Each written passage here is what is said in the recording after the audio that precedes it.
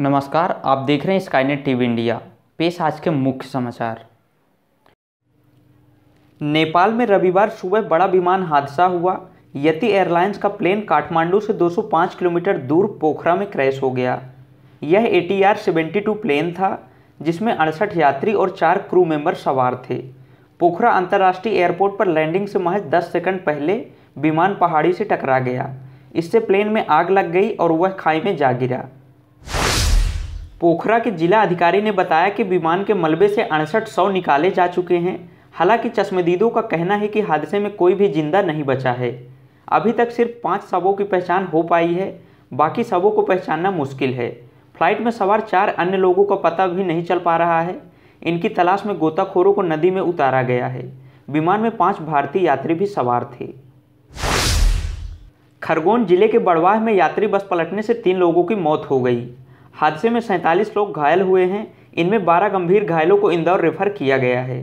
बस इंदौर से खंडवा जा रही थी। ओवरटेक करने के दौरान बस बेकाबू हो गई और 3 बार पलटी खाई। यात्रियों का कहना है कि ड्राइवर शराब पिया हुआ था। बड़वाह की ओर जाते समय ड्राइवर तेज गति से बस चला रहा था। इसी दौरान एक कार को ओवरटेक करते समय बस बेकाबू हो गई और पलटी खा गई।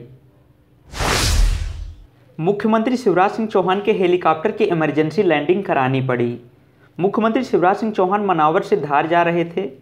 मिली जानकारी के मुताबिक मनावर में रोड शो और सभा करने के बाद सीएम शिवराज सिंह चौहान ने हेलीकॉप्टर से धार के लिए उड़ान भरी थी।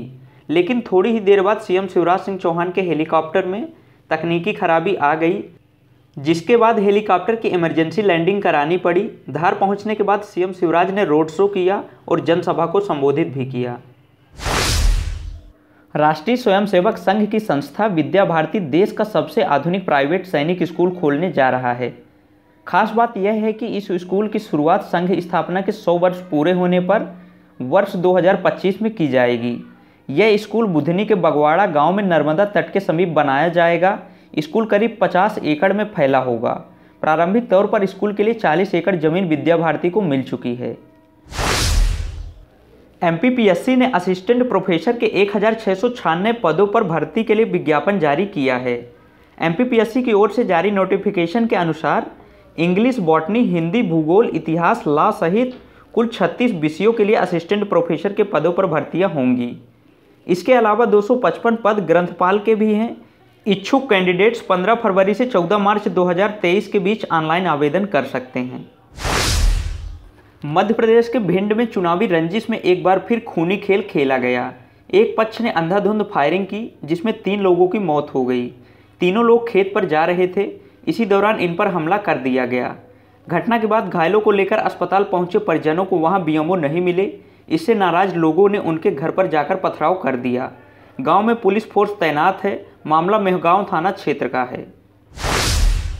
सिंगरौली जिले में रविवार को हुए एक सड़क हादसे में 4 युवकों की मौत हो गई। हादसा चितरंगी थाना इलाके के बनासिया गांव में शाम 5 बजे हुआ है।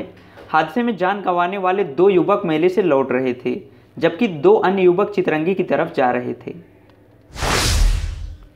3 दिन की राहत के बाद मध्य प्रदेश में बर्फीली हवाओं ने ठंड की एक और इनिंग शुरू कर दी है। राजधानी भोपाल, इंदौर और ग्वालियर समेत प्रदेश के दूसरे शहरों में पारे में गिरावट आने से ठिठुरन बढ़ गई है। मौसम विभाग के मुताबिक आज रात के तापमान में और गिरावट होने की संभावना है। ग्वालियर, चंबल, बुंदेलखंड, बघेलखंड और महाकौशल में कहीं कहीं कोहरा छा सकता है। इन इलाकों में रात का पारा तेजी से लुढ़क सकता है। अगले 3 दिन के दौरान भोपाल और इंदौर में रात का पारा 4 डिग्री तक गिर सकता है। इससे ठंड और बढ़ जाएगी। कल दिन भर की प्रमुख खबरों के साथ फिर मिलते हैं। तब तक के लिए शुभ रात्रि।